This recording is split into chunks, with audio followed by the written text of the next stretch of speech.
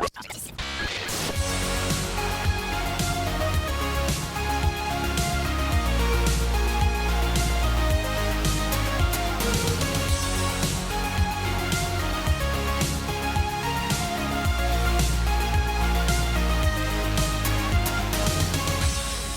everyone, and welcome to the 23rd episode of the Tuesday Night Podcast.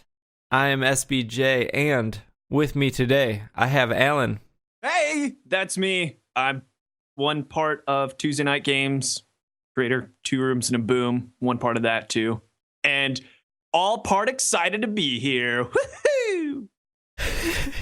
And sitting across from you, across the bandwidth from you, I have Sean. Hey, Sean McCoy, world's biggest Bored with Life fan. Agree to disagree, sir. Sean, Listen, you could eat a bag of shit in hell, man, before I give up that title. Your internet connection's sounding real good, which means that it'll probably drop out mid-show. I am on my girlfriend's laptop again, which is not a long-term solution because she's already getting annoyed at me for using it, but it is a short-term solution. Well, so far, it's a good solution. Yes, it is a solution at all. If you were just tuning in, if you missed the first 45 seconds of this podcast, we are a podcast about board games and tabletop games and role-playing games and such. Probably already know that, but if you're a new listener, this is what we're about. Thank you for listening. Before we jump into what we've been playing, I see intro stuff. Is there anything we want to intro before we move to table talk? I think Sean already dropped one of those little intros, is Bored with Life Season 2. I'll pimp it for them because I'm their biggest fan. You wish you were their biggest fan. Let me tell you something. I was the one who Facebook and tweeted that when they showed their freaking amazing premiere at BGGCon, I was the one who said, better than Mad Max. Also, I'm going to stop you right there. Nothing's better than Mad Max. That movie's great.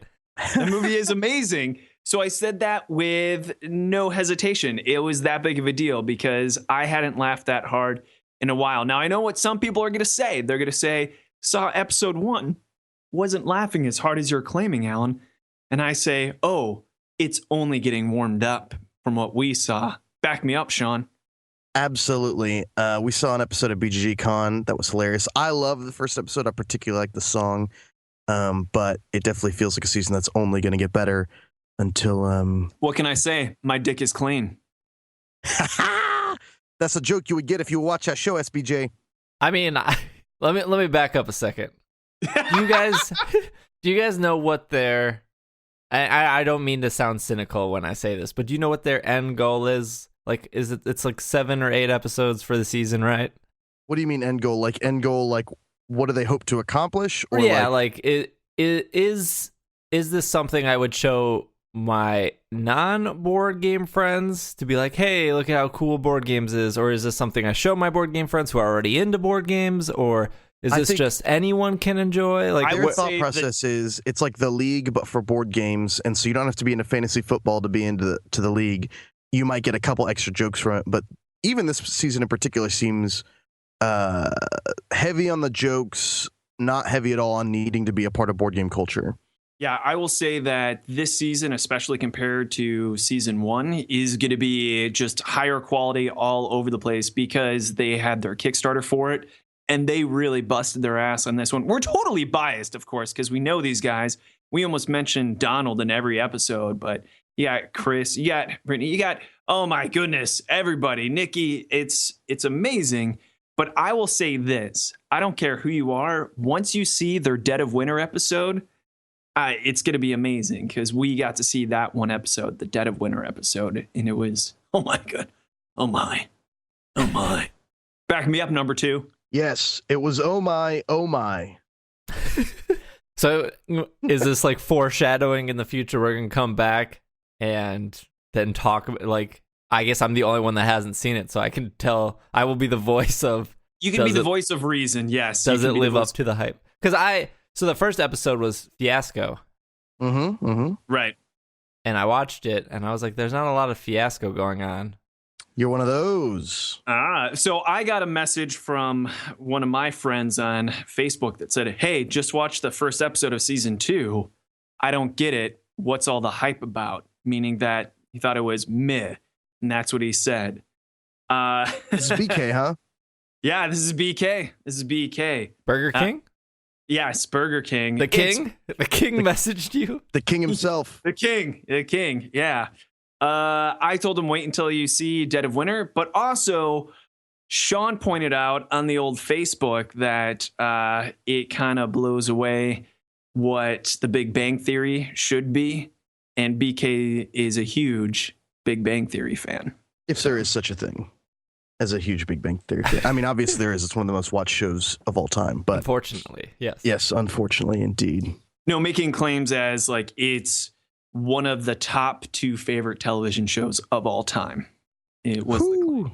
Yeah. So I have opinions about the Big Bang Theory, and I don't want anyone to feel bad for anything that brings them pleasure into life, especially if it's not really harming anyone. But I wrote this big, like, long ass post on my Facebook saying like, hey, here's why I don't like the Big Bang Theory. If it's for you, that's fine. But I'll try to tackle the question, does it do harm? Maybe, possibly, but there's way worse things. But I'm rambling. You wanted some intro topics. I've already started rambling. I think that was a solid intro.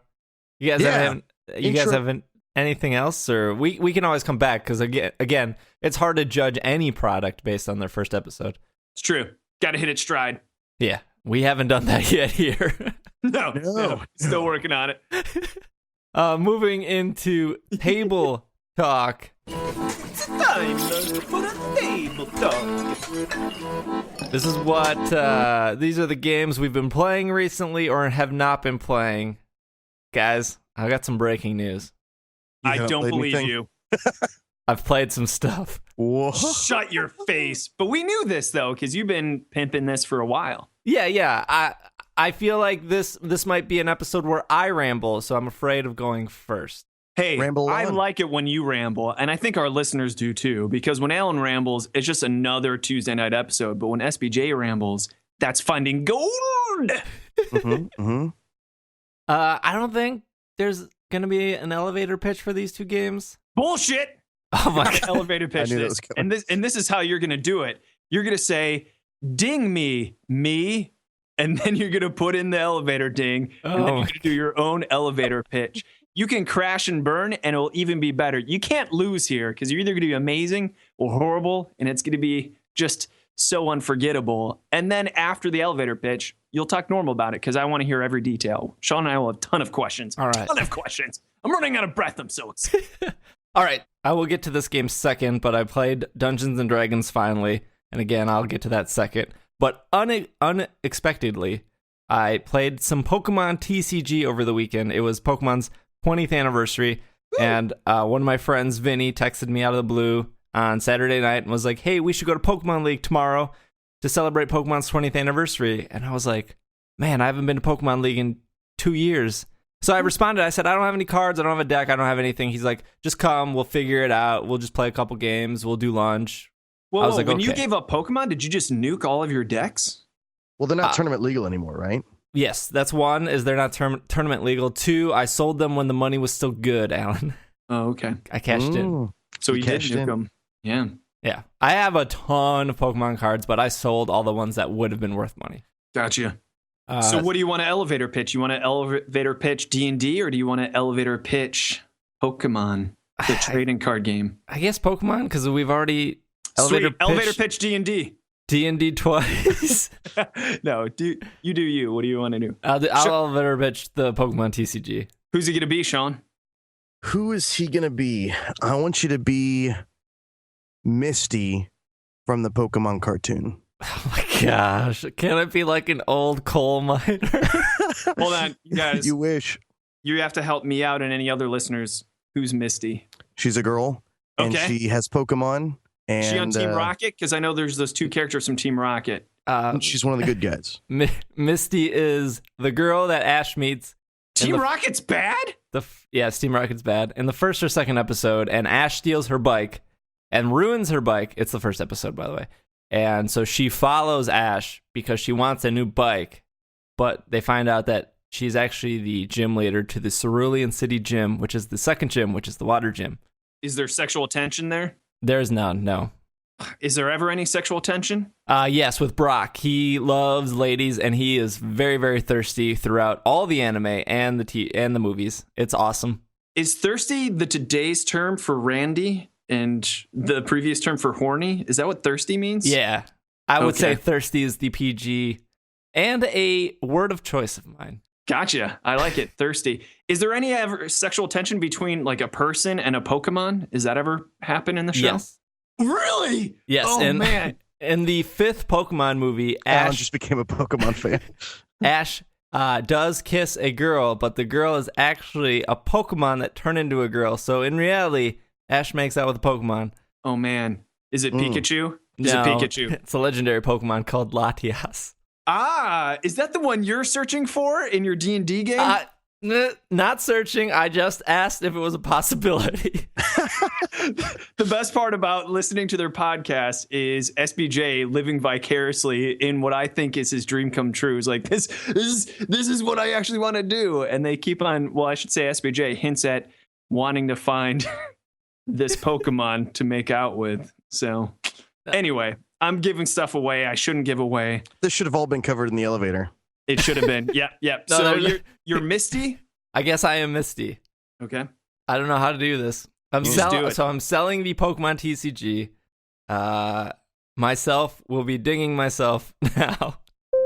Ash, you've ruined my bike, and now I need a new bike, and I'm very upset, and my Psyduck is upset, and so we need to play the Pokemon TCG, but you're an idiot that doesn't know how to catch Pokemon, so you probably don't know how to play this card game, so I'm going to teach you how to play this card game. And if we look outside the Pokemon world, there are popular card games like Magic the Gathering and Yu-Gi-Oh! Yu-Gi-Oh's kind of dumb, though, so Pokemon's like Magic the Gathering. It is a card game where we both build decks, 60 card decks, and then we start our game by drawing 7 cards, and the goal of the game is to either knock out all the Pokemon on your opponent's field or to draw 6 prize cards. You get a prize card every time you knock out a Pokemon. So we're gonna take turns playing cards from our hand, like trainer cards or supporter cards or energy. Energy is what we use to attack. We finish our turn by actually attacking, and then we check to see if we knocked it out. If I knocked out your Pokemon, I draw a prize. If I don't, the game keeps going. If you have no Pokemon on your field, you automatically lose. If I run out of cards, I automatically lose. These are standard rules of TCG and Psyduck. Good stuff. I liked your interpretation of Misty as It was a very sexy, I have to admit. 20s Yeah. slacker type. Yeah. Fits real well. It was very. You really immerse yourself, man. Thank you. I really like it. Yeah. So- what a treat. What's changed and what's the same about the game? So I went to League, and my friend Vinny was like, "Here's a Darkrai deck," and it was actually a deck that I used to play a lot when I did play. And I was like, "Oh, nothing's changed." And he's like, "No, I just have these decks built from 2 years ago." Now, is Darkrai like is that like saying like a mill deck or a blue deck? Is it like a type that's prominent no matter what the cards are, or is it built around a very specific combo? When Pokemon decks are named, usually after the Pokemon that's dominant in it. Gotcha. Like a Pikachu deck? Right, yeah. Oh, I see. I've never even heard of a Darkrai. How deep do you want me to go?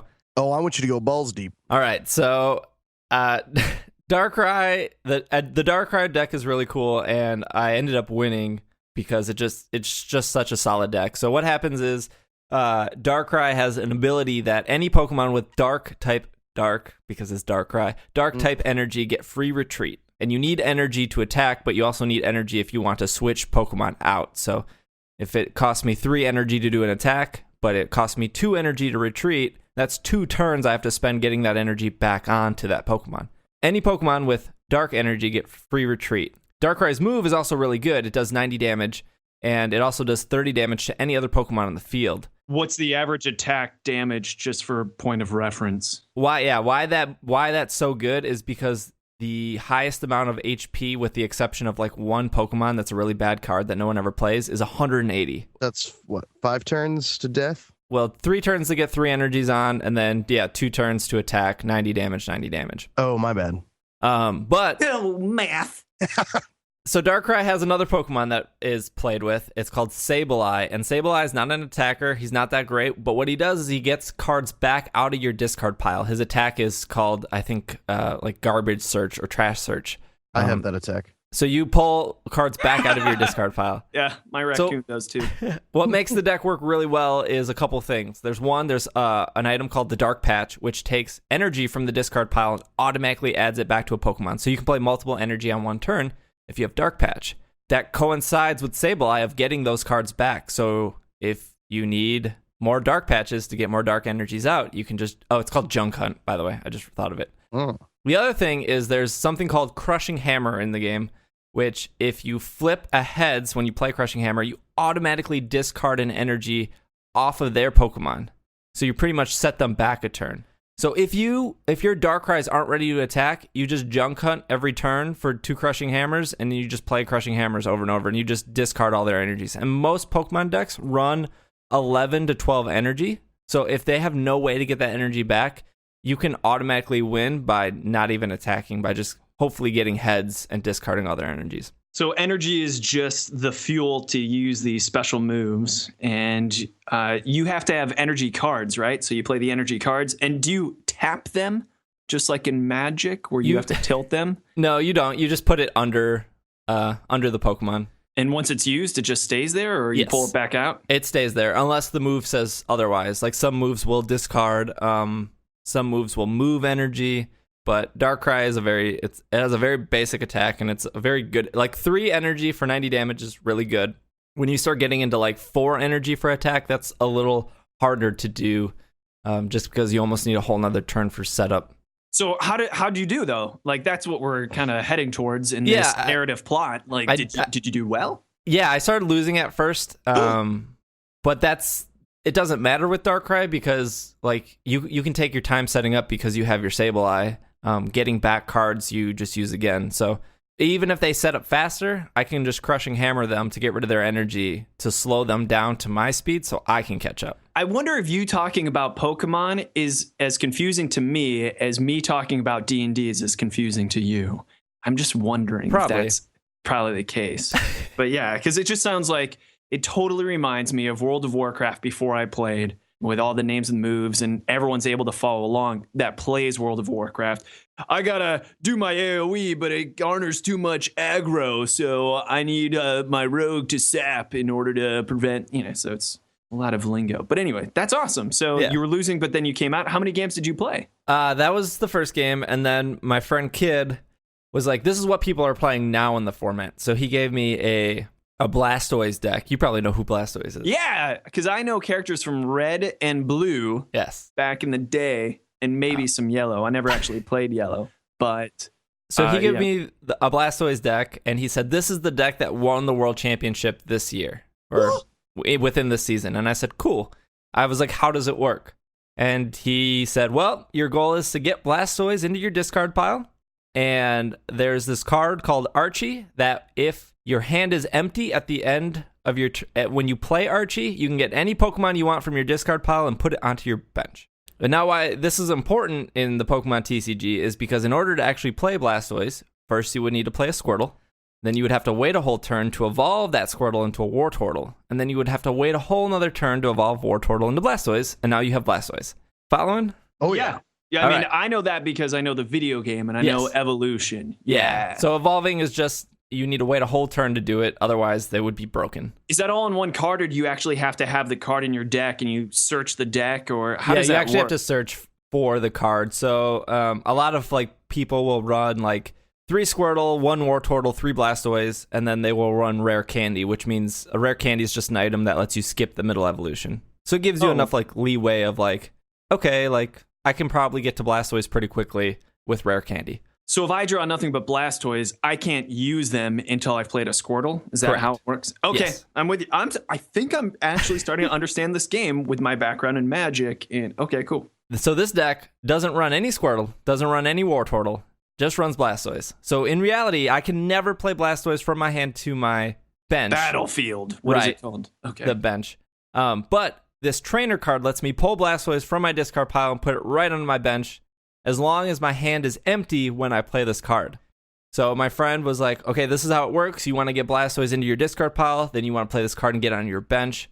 And then Blastoise has an ability that lets you play unlimited water energies during your turn. Now, a standard game of Pokemon, you play 1 energy per turn, then you're done. Blastoise, as long as he's out, you can play as many water energy as you want. So and then there's an attacker called Keldeo, which is just a basic water Pokemon that hits, I think he hits for 90 damage. Go figure. And Keldeo needs water energy to do it. If you have Blastoise, you play unlimited water energy on Keldeo. That's how you win. Keldeo gets knocked out. Don't worry, you got Blastoise, you just play more water energy. So he said, as soon as you do this combination, you'll win. And I said, okay. So I draw my hand, my first hand, I go first. And I have Blastoise in my hand. I have a card that lets me discard Blastoise. I have the Archie card, which is the card that lets me get Blastoise on my deck. And I have a bunch of other cards. And on turn 1, I was able to get Blastoise into my discard pile, get him onto the bench, get Keldeo out, play a bunch of water energy, and like I was set up to win the game. My friend was like, I can't believe you did that on turn 1. Like, I cannot win now because you made the play that is the reason why this deck won the world championship. You're so good at this game. So that was cool. It was cool to like step away for 2 years and then somebody hand you a deck and go, this is how it works, and like remember all the mechanics of how like the trading card game works and then just execute. You think you'll come back? No. The deck he handed me was probably like a $200 deck. Oh my goodness. Wow. I can see why you are successfully the host of a Pokemon podcast, because you know your stuff. You know all the ins and outs. Yeah.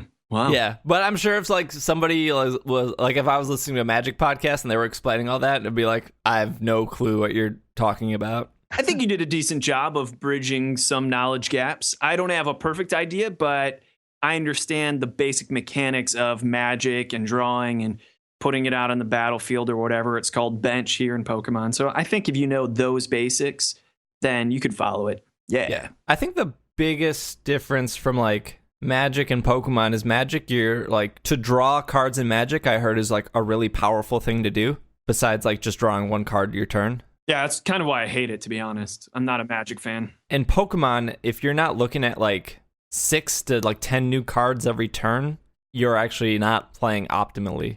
Because Pokemon has so many cards that are like, shuffle your hand into your deck, draw 6 more cards, discard these 2 cards, look in your deck for a Pokemon. All right, discard this one that card. Sounds fun. Yeah, there's just a lot of like, you're just searching for cards, and there's even like as like you're playing, like if I use an Ultra Ball, which an Ultra Ball is get any Pokemon out of your deck that you want, but you have to discard 2 cards in order to play it. So when people do that, they'll look through their deck and they'll quickly think of, okay, this is my whole deck.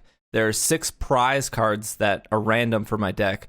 So I play 4 Darkrai, I see 3 Darkrai right here, now I know that 1 Darkrai is prized. Or like, I know that there are 11 energy in my deck, I go through, I'm only counting 10 energy, so I know that 1 energy is prized, I know that Darkrai is prized.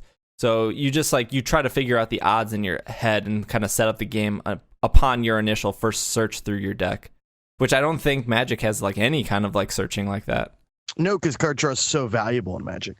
So that would be really. It's actually why I enjoy the spoils more than Magic. And I know I'm talking blasphemy, and I don't judge if you like Magic or Pokemon. I mean, I want you to have fun. So whatever floats your boat.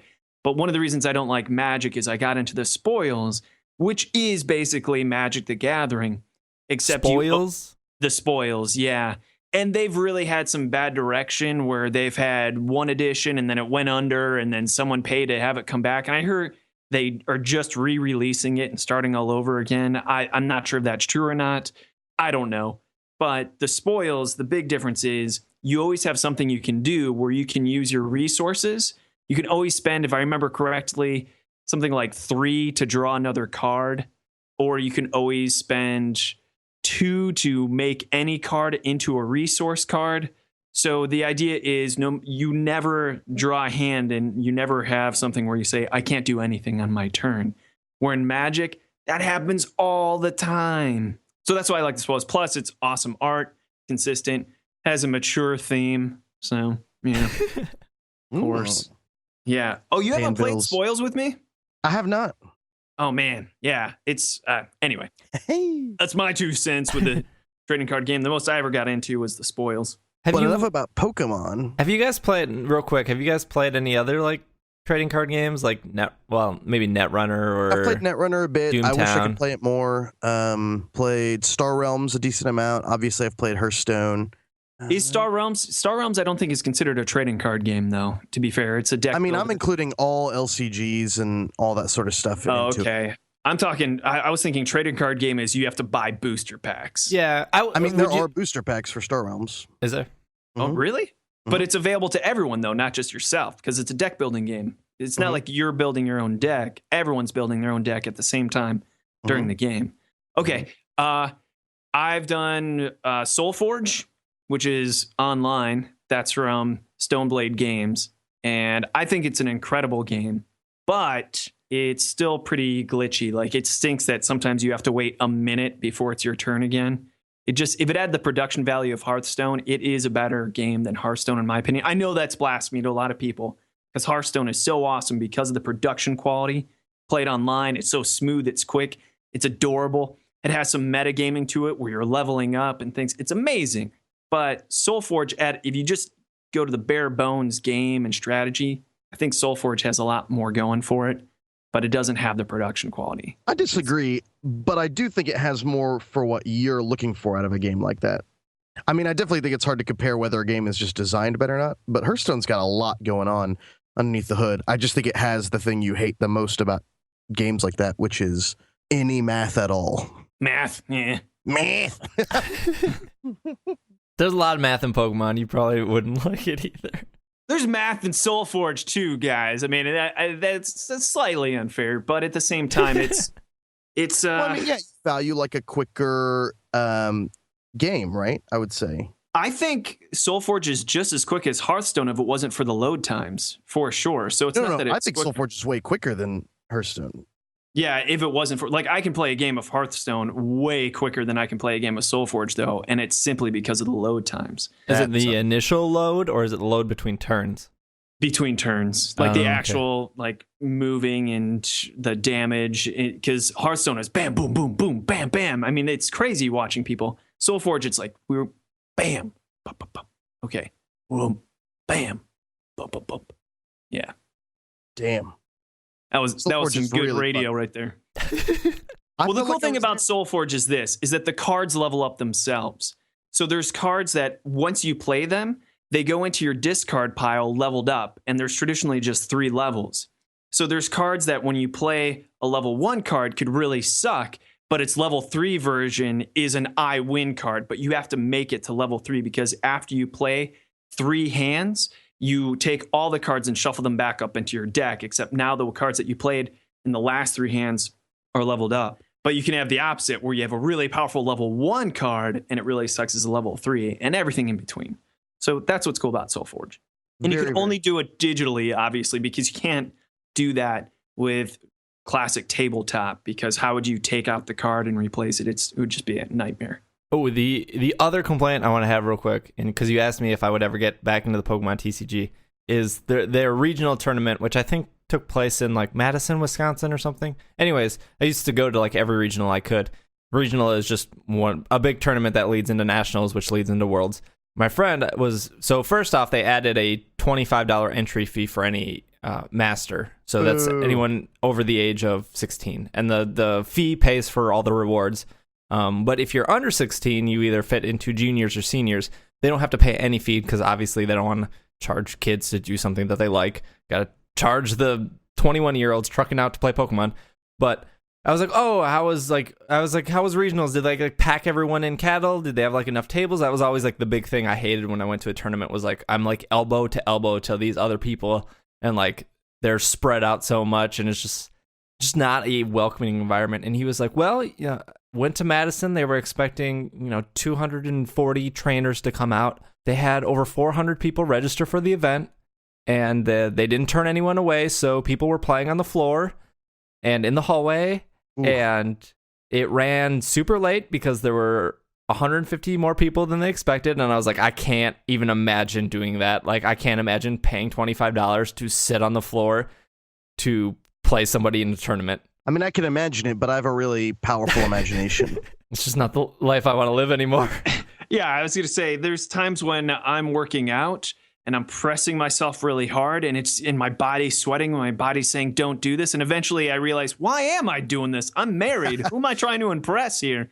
I got to live life for fun. So at some point, you got to realize I'm having less fun than more fun. Like, this is not worth all this effort. Yeah. I also can't believe that they added a $25 entry fee and there are more players than there were several years ago. Everybody, it's more value. Yeah, I guess. Alan, what have you been playing? Oh, well, you didn't even get to talk about D&D at all. We can go back. We can do a little bit of a longer show. Well, let's go to Sean. Sean, what do you got? I played D&D. My players are in the grim world of Carcosa, my favorite supplement in the world from Lamentations of the Flame Princess, who's coming to Gen Con this year, and I'm very, very excited about that. I think I might have told you guys previously, but their initial mission was to go to these ruins and wipe out any resistance that they had there, and then report back so that the village could expand there. Instead, they found space aliens in the ruins, teamed up with them, have become slavers, and now cannibal slavers, and they're working for the bad guys to summon like some evil Cthulhu-type creatures, and they're basically just wreaking havoc across the countryside, blowing shit up with laser guns and befriending bad guys and killing good guys. What? It's a lot's going on. Such a weird turn, man. Is this is the like teenagers that haven't played D&D, right? No, these guys have played. Oh, okay. Some of them have, some of them are new. We just had a vote last week because we'd been playing for a month as to whether to do another month or we usually watch movies on Mondays. And so they decided, why don't we watch movies on Sundays and keep playing D&D? So we're pretty excited about that. And I am slowly, this is the first game I've played so far where other than the source book, I haven't used any pre-made dungeons yet. All the dungeons have been ones that I've designed myself. And that's been really exciting because you learn so much from it. So it's been pretty cool. When you're the DM? I am the dungeon master, yeah. I put it on my resume. Master of Dungeons. So you wrote this. Did they choose to be villains or did you write it so that they would be villains? No, I mean, so the place they were meant to go to, and I don't think any of them listen to the podcast, so I could spoil it. On the first level, it's ruins with some slavers. On the second level, there are some space aliens committing like experiments on these trapped creatures. And these are levels of the alien spacecraft that they found buried? It's like it's a ruin, and then beneath that, aliens have made a base. And they sort of have this deal worked out with the slavers where in exchange for prisoners, they give the slavers like batteries to operate their ray guns and shit. Beneath that is a level where an even older species has this crazy contraption that can create biological forms. And beneath that is a layer of deep ones who are worshipping a spawn of Shub-Niggurath underground. So the idea was they should go there and then just fight through the dungeon levels, right? And figure it out and do all that. They got past the slavers to the aliens and immediately were like, well, fuck this. Why don't we just work for these guys? They have ray guns. Why are we working for some stupid village? And immediately sort of turned on everything at that point. So they haven't even been to the third or fourth level of this area. They're off running missions for the aliens now, who are like, go here and retrieve our, captured guy, and go here and excavate this alien craft for technology that we need, that kind of stuff. So this took a turn you totally weren't expecting. So now you're writing missions for aliens as opposed to your original story that you had outlined? Yep, absolutely. So that's the beauty of role-playing games. This is my knowledge of never playing D&D, but when they take that turn of like, oh, I want to work for the aliens now, like you have no content written at that point. It sort of depends on the way you build it.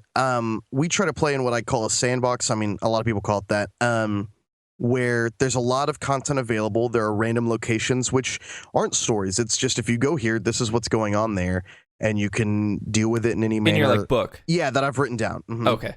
Generally, I try to end encounters by saying, or end sessions by saying like, okay, what are your guys' plans for next week? And they say, well, we want to go to this city and figure this out. And so I make sure that I design that city with some interesting encounters, that kind of stuff. Over time, what ends up happening is, like, for instance, I prepped that dungeon and they haven't gone through it, but I know they will at some point, probably. It's never wasted work, And the book, Carcosa, has this giant hex map, and it has two cool things on every hex. So just a giant map with numbers on it. It says, in this hex is, a village of people, but also there's like a spherical robot roaming the countryside, killing everyone. That can inspire you. Carcosa is a source book, yeah? Yeah, it's a source book. Mm-hmm. You want to elevator pitch it? Oh, yeah, sure. All right. SBJ, you have any ideas of who he should be in Carcosa? I was going to say alien, but we've done that before. Have we done alien before? Oh, yeah. I was an alien. Mm-hmm. No wonder why I don't remember it. Forgettable. Oh man, alien's not bad, but how about we just blend alien and pirate together? Because when I think of Carcosa, I think of the land of pirates. I think of a Pokemon. Okay. Is a Pokemon named Carcosa? Caracosta. It's a giant sea turtle. It's pretty cool. So you guys want an alien pirate? Yeah. All right. Alien pirate slave trader. Okay. Yo ho ho, you filthy mongrels. I am a Martian from outer space, here to bring you news of the strange and dark world of Carcosa. You guys get that? It's Marvin the Martian. Yeah, we got it. It's amazing. Keep going. Don't stop. Carcosa is a grim world where there are no clerics or gods or deities of any kind, only aliens and dinosaurs and great old ones sleeping beneath the surface. In this source book, you'll find tons of hex descriptions, monsters, rituals of banishment and sacrifice to the elder gods. Also, I forgot the pirate thing. You'll find gold doubloons on this planet if you're careful. It's very dangerous, but also very exciting. La la la la la la. That's what I've got for you guys. All right. Very cool. Yeah.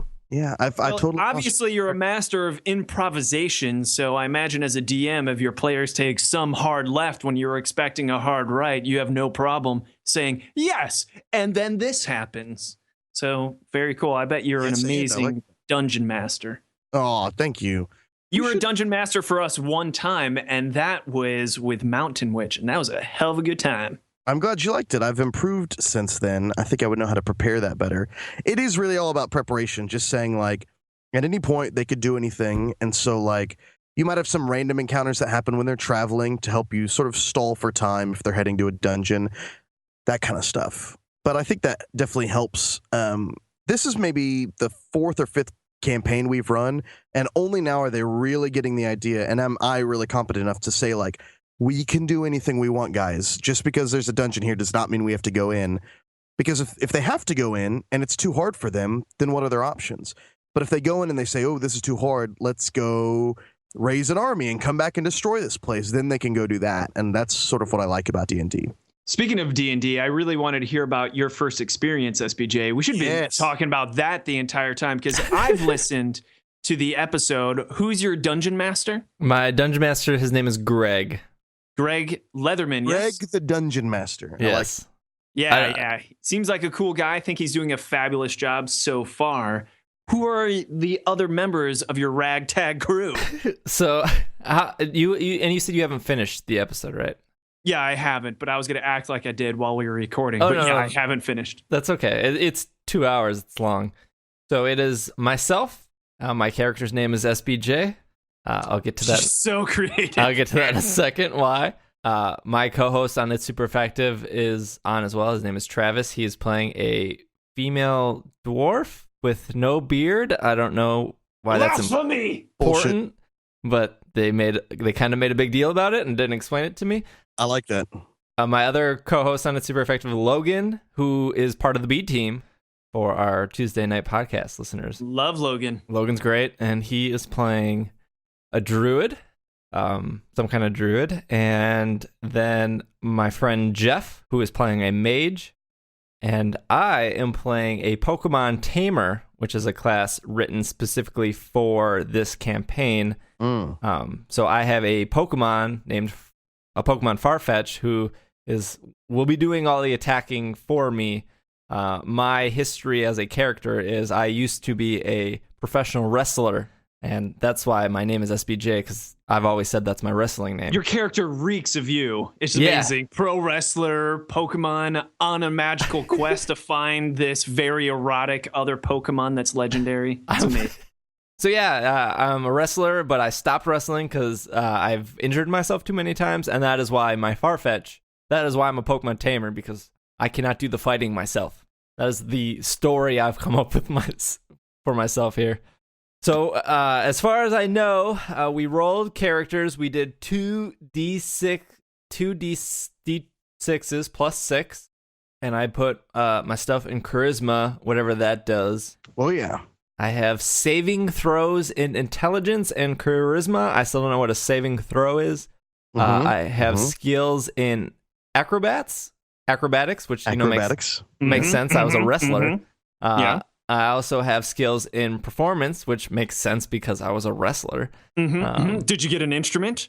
I did. I took a harp. Yeah, I know this because I listened. I don't know what that means. I was told a harp means nothing. Yeah, the instruments are always bullshit in D&D because you just do the same thing with them. It could have been like a twig with a string and you still can jam it up. So all we've done so far is we've met, we've talked to a bartender, we're looking for a specific person. That person, we were told the person went east. We decided to go east, and that ended our journey. So the first hour was creating the characters and stuff. Here's something interesting for our role-playing fans that I think Greg, your dungeon master, is doing. You've now learned what initiative is, SBJ, am I right? Mm-hmm. And what he does is he doesn't take the dexterity for initiative. He takes the dexterity and the wisdom because he thinks it's not just your reflexes, but also your attunement with what's going on in the world around you, being able to sense danger ahead of time, which I thought was pretty cool. I thought it was pretty smart to have initiative not just be dexterity-based. Anyways, rant over. Continue. That's pretty much all I got. I have, I'm looking at my notes here. Our speed is 30 feet. I don't know what that really means. Our proficiency bonus. How quickly you can move a turn. Yeah, but how does that translate into squares? Or how does that translate into a So, battle, I guess? Because once you start getting to battles, it's basically going to become a tabletop game. Oh, so okay. if you move 30 per 30, is it feet? I don't think that was the measurement they used. But anyways, if it's 30 feet, is it feet? That means you can move 6 squares. So on your turn, you can move 6 squares. That's what it translates. I see. Yeah. And then, I don't know, just stuff that armor class 13, proficiency bonus +2. You don't have to read us off your stats. I'm not sure how compelling of a podcast that makes it. I don't really know what they mean. And so, when the time comes, I usually ask, and then I usually ask to dumb it down because I think a lot of the audience that's watching that was watching our stream, because you're doing this on know. Twitch, and then you upload it onto your podcast. Which I'm going to ask you now. Is that even compelling? Well, what's interesting is the least compelling part is what we just touched upon, and that's the dice rolling. So I rolled this, and hearing them roll their dice and put in the stats, that was the least compelling, but it was still compelling for me, but I'm totally biased because I'm a role-playing geek, so I wanted to see the stats because what I was hoping for as an audience member is that someone would roll horrible rolls, nothing but 8s, because the lowest you can roll is an 8 since it's 2d6 plus 6. Yeah. So the lowest you could possibly roll is 8. I was hoping for someone would have nothing but 8s. But I thought that was going to be me, but I rolled pretty decently. Yeah. Traditionally it's 3d6. You realize that, right? Oh, is it? No, I didn't know that. The lowest score would be 3, yeah. So the lowest score is 3. And then you get a negative modifier instead of a positive modifier. Oh, really? Yeah. So I wasn't sure how the audio only version was going to translate, but people seem to. I will say this. I love Jeff. I don't know if he's pulling a character, but his mic quality is definitely the least terrific in that whole thing. And I love his voice, and I love his whole persona that he has going on. So man, who is this guy? He's the guy I know the least about. And I thought it was really compelling hearing his questions, and because he seems like he doesn't have experience much like you, yeah? Correct. Yeah, so it's really cool hearing this guy. I have no idea who he is from the past, and realizing he has no experience. So that's really cool. I think he's almost like the everyman, and he's just working his way around, trying to figure things out. It's funny.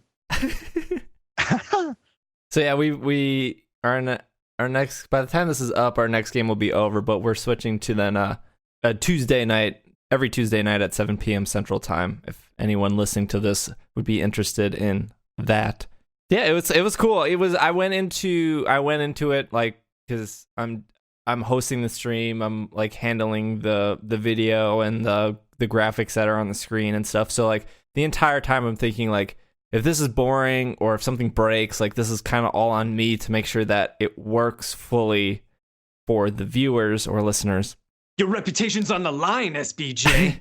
But it was just what if there's what if it just doesn't, like, what if we just don't click and then all of a sudden people are watching something that is awkward or boring, and then like as soon as we got in, like there were people waiting for us to start streaming, so it was like really good, like going on and seeing like 50 people just like waiting for the stream to start. That was like, oh cool, like people actually do care about this on such a short notice on my end. But to like go through it and just like read comments and how like people are just so excited, and like when I explained who my character is, people were like, oh wow, that's really cool. And like when Logan explained who he is, people are like, oh, I want to be on Team Logan, and then people are like, oh, I want to be on Team Jeff. And I was like, we didn't say anything about teams, but you guys just started doing that, and like you guys are already invested in these characters that we've only had created for like an hour, and like I left being so excited for now the next session.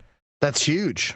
That's huge, especially since we know how unexcited you are after our sessions. Oh yeah, I'm miserable right now that we're at 50 minutes. Tell me about it, brother. Oh man. Speaking of which, look at the time. Oh crap. We got to wrap this bad boy up. Yeah, we went real long. My apologies. I feel like we're doing to the app what Jimmy Kimmel does to Matt Damon. Like, oh, we didn't have time to talk about the app. We'll talk about the app next time. Which I hope we do, because we got a lot to talk about. Yeah. It's funny because like we almost had like 2 or 3 weeks of like, oh, we need something to talk about, but now it's like we have so much to talk about. Yeah, That happens. yeah. It happens. And all three of you can talk in an episode because you all have a connection.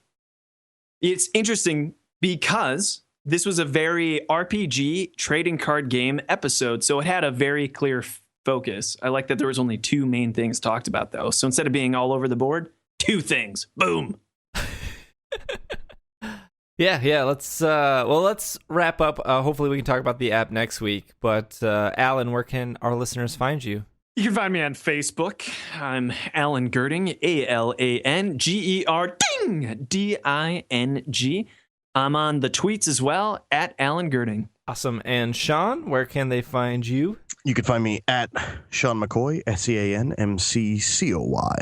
Awesome. And you can follow me on Twitter. It's at Dragging a Lake. And you can also follow the podcast on Twitter or just Tuesday Night Games in general. It is at PlayTKG. Wow, what a great handle. And if you have any questions, comments, or concerns, you can shoot us an email at podcast@TuesdayNightGames.com. Spelled with a K. Otherwise, this episode is Finished. Yay!